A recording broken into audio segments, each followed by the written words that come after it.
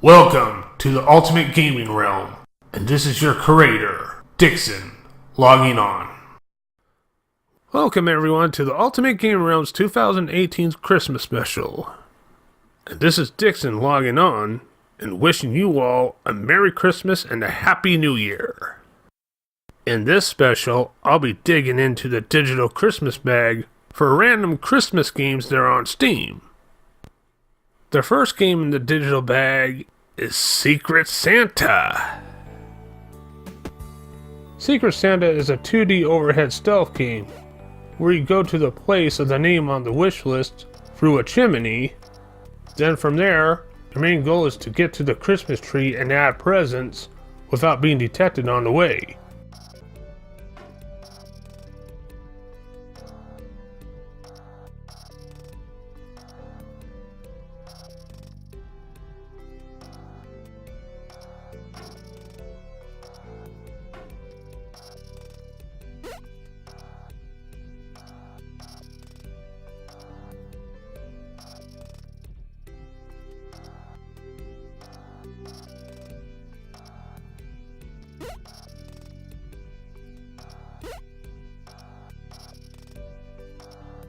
And then after you're done delivering the presents, you have to escape through the chimney, right where you started from. Just make sure you avoid getting caught or killed. And if you get caught or killed, then you start the stage over.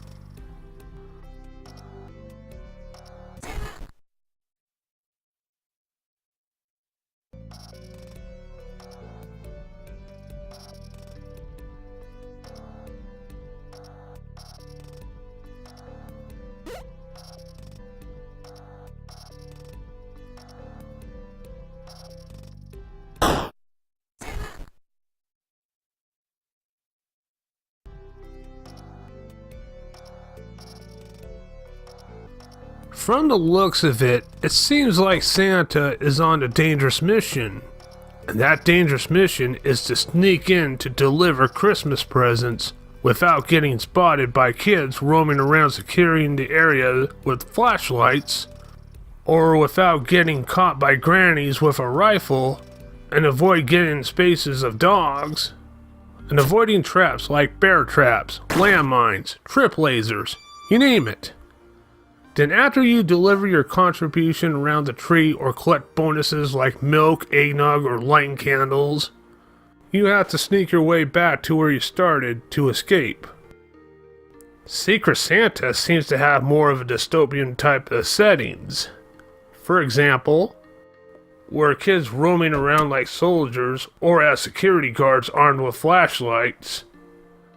Now my question is, why would any kid, let alone groups of kids, roam around at night as security guards?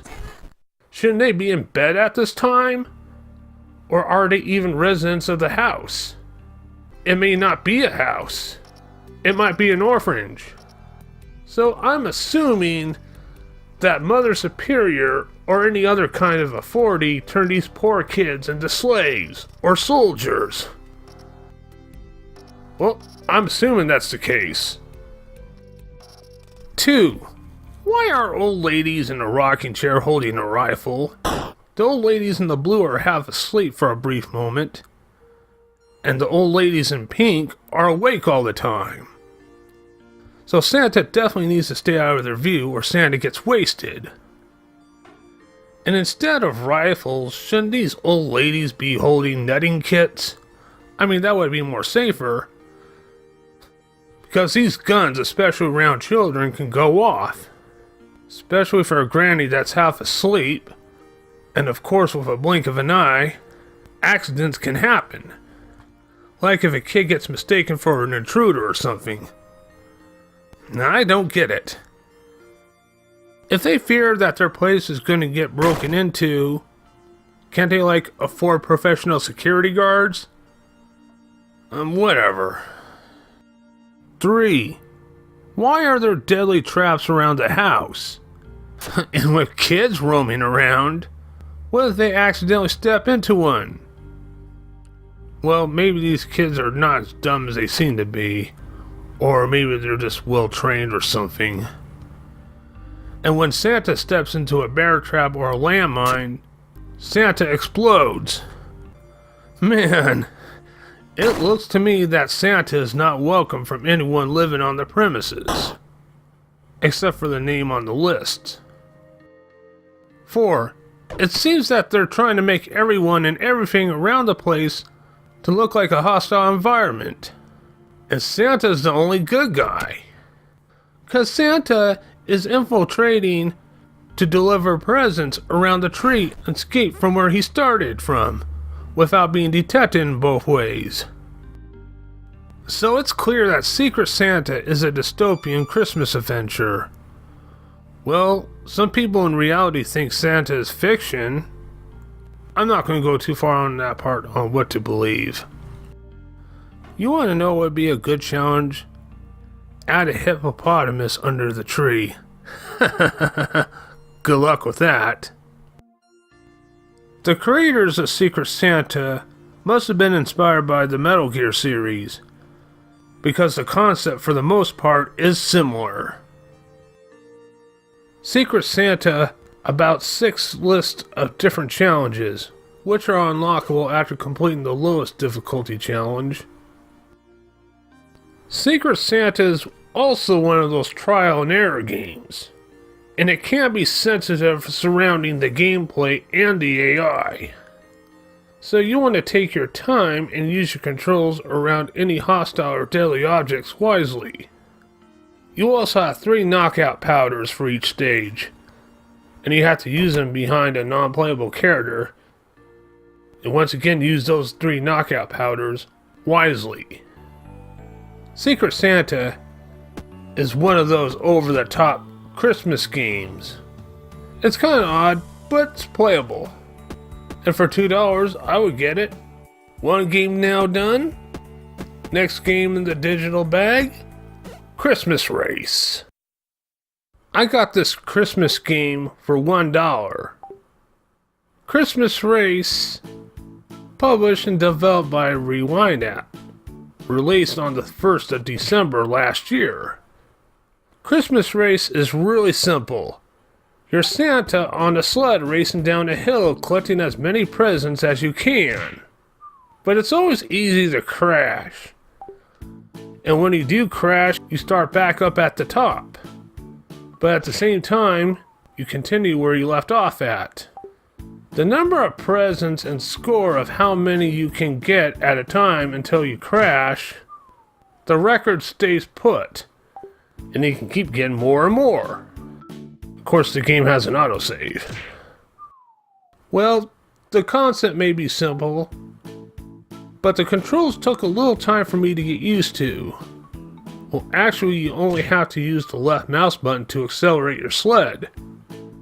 You hold the left mouse button, it will turn left. It will turn left and keep going left until you release the mouse button. And when you try to go straight down the path, you want to let go of the mouse button at the right time. And then when the time comes, hit and hold the mouse button until the right moment. Oh, and at the beginning, after you hit the left mouse button, you have to make sure you're in control because you don't have a brake pedal on your sled, since you're going downhill especially. I guess you can get upgrades in Christmas Race. I hadn't made it that far to notice anything special. But I have to give Christmas Race credit. It has a Minecraft look. Christmas Race has groovy music. And it's quite amusing when you constantly crash, which I did quite a bit. And for $1 whole, I'm going to give Christmas Race a go. Oh, and there's also a sequel, released in March this year. In early access at the time for $1. Same thing as the first game. Well, let's get a move on. Let's see what the final Steam game is in the gift bag. Well, it's a hidden object game for $2. Christmas Adventure Candy Storm. I took a look at the game and the reviews, and for that price, well, an average hidden object game goes from around $5 to $10 to $20. So I would say for a $2 hidden object game that has good reviews, why not? Now, Christmas Adventure Candy Storm is more close to like being an actual Christmas story. This is the first hidden object game I did since that Halloween special I did 4 years ago, Shadow's Price for Our Sins. And that one was actually my first hidden object game, and making Christmas Adventure Candy Storm my second hidden object game. Candy Storm is also another one of those hidden object games with a decent story and the puzzles here and there. Except, unlike Shadow's Price for Our Sins, Candy Storm is cheaper, easier, and shorter. Candy Storm doesn't even have a difficulty option. Took me about 2.5 hours to complete Candy Storm. I'm starting to understand why the game is $2, but that doesn't make the game bad in any shape or form. For a $2 game, with the efforts the makers put into it, I had fun with Candy Storm. Now, I have yet explained the story of this Christmas adventure. This is the description of the game from the Steam homepage.